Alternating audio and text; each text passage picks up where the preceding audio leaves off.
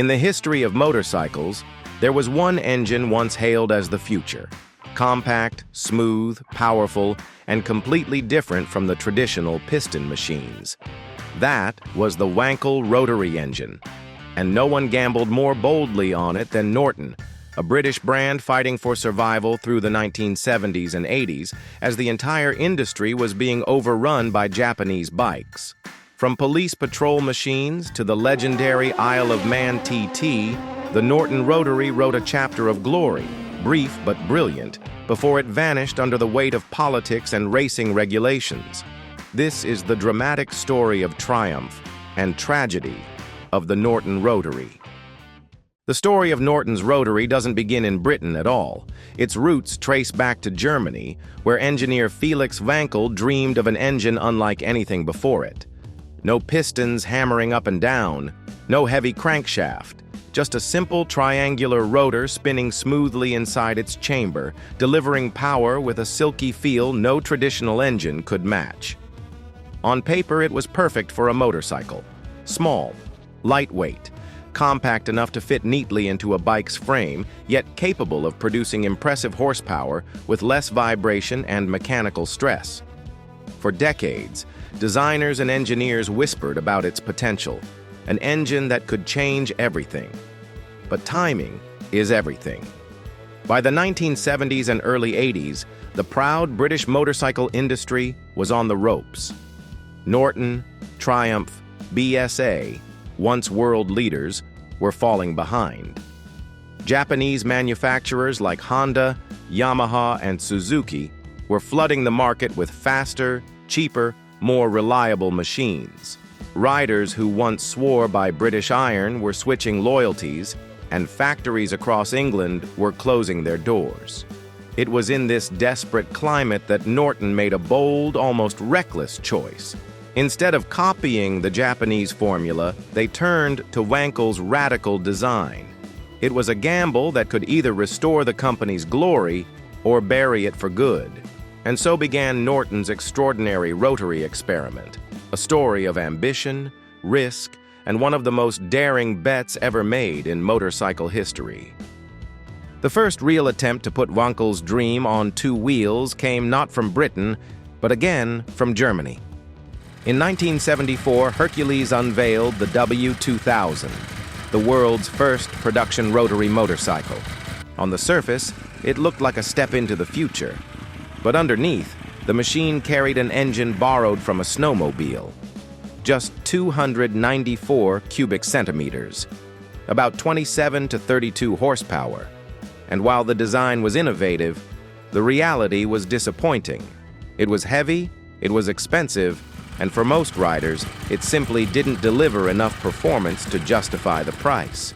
The W2000 quickly faded, a commercial failure remembered more for its daring than for its success. But the story didn't end there. The tooling and rights to produce the rotary engine eventually landed in British hands. And this is where Norton saw its chance. Among the engineers who believed in the concept was David Garside, a former BSA man. He understood the biggest enemy of the rotary wasn't cost or weight, it was heat. The Wankel engine ran hot, far hotter than a piston engine, and unless that heat could be tamed, the design would never survive. Garside's answer was a clever system called the plenum chamber.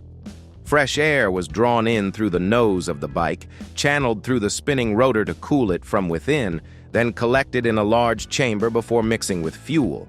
It was ingenious, and it worked, at least in theory. By 1984, Norton unveiled the Interpol II, a rotary-powered police motorcycle with a 588 cubic centimeter twin-rotor engine making 85 horsepower. On paper, it looked promising.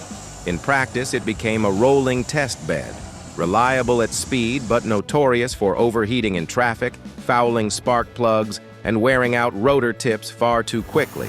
The dream was alive, but the problems were only just beginning. For Norton, the lesson from the Interpol II was clear. The rotary could run, but it couldn't survive without better cooling. Air alone wasn't enough. The solution was to bring water into the fight. By the late 1980s, engineers reworked the design with a liquid-cooled radiator, and in 1988 they unveiled the Norton Commander. Two versions rolled out of the factory: the P-52, built for police duty, and the P-53, a two-seat touring machine aimed at the public. At last, the dreaded overheating was under control. The water cooling system kept temperatures steady even in stop-and-go traffic. And for the first time, Norton could show the Rotary as a truly usable motorcycle. To keep costs down, Norton reached across the industry, borrowing proven parts from Yamaha's XJ900. Wheels, brakes, and forks came straight from Japan, giving the Commander a mix of British innovation and Japanese reliability. Power stayed at about 85 horsepower. Not earth-shattering, but more than enough for smooth, confident touring. And when the engine was on song, riders praised its silk-like delivery, free of the harsh vibration that plagued so many big bikes of the era. Still, there was a problem that no radiator could solve. The Commander simply wasn't much to look at. Its bulky fairings and square lines left many enthusiasts cold. For a brand with Norton's racing heritage, the styling felt tame, even soulless. The Rotary was finally practical, but it still hadn't captured the imagination. That spark was waiting to come on the racetrack. If the Commander proved the Rotary could be reliable, it was one man who proved it could be fast. His name was Brian Crichton, a service engineer at Norton who refused to see the engine as just a novelty for police bikes. Working on his own time, in a small shed no bigger than a garden shack, he began tinkering with the Rotary's potential.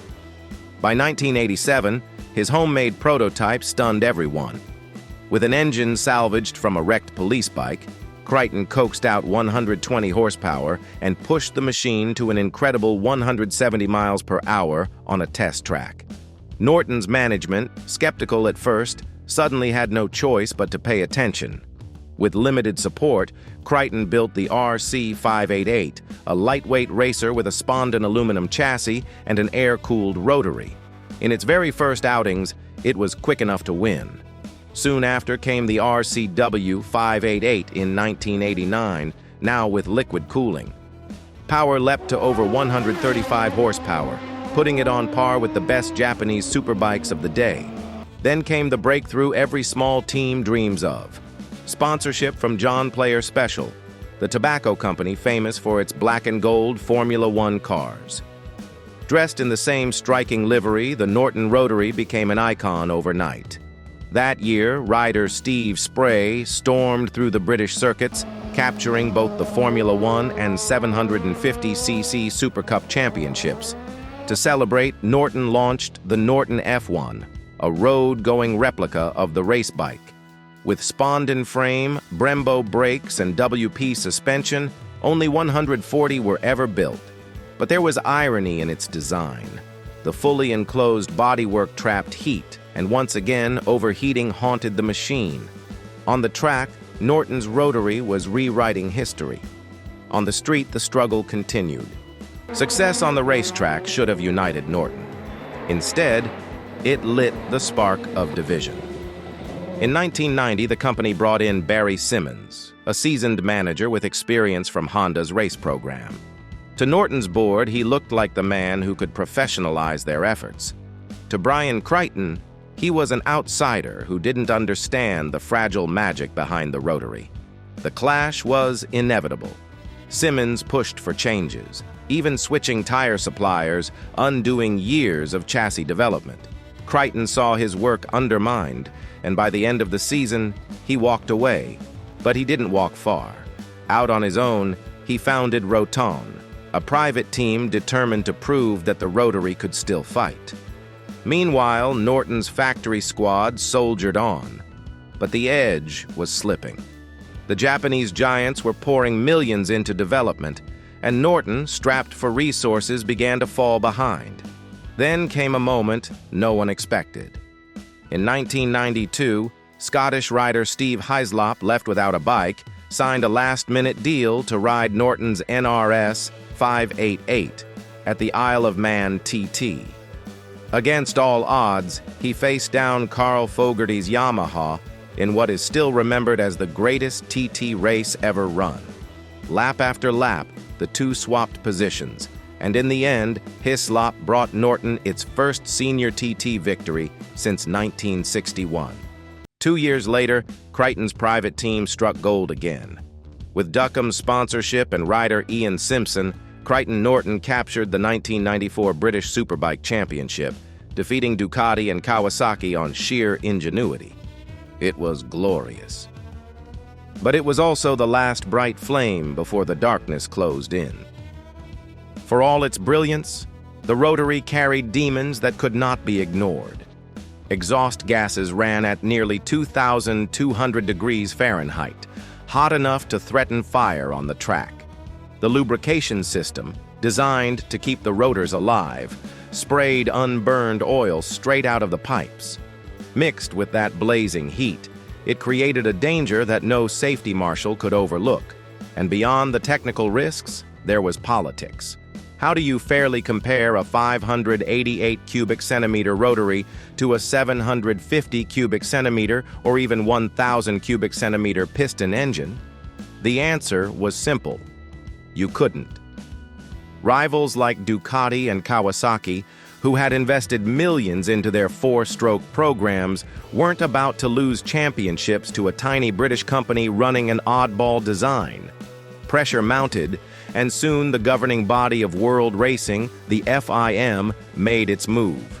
In 1994, the rules were rewritten. Rotary engines were banned from top-level competition. Just like that, the Norton Rotary was erased.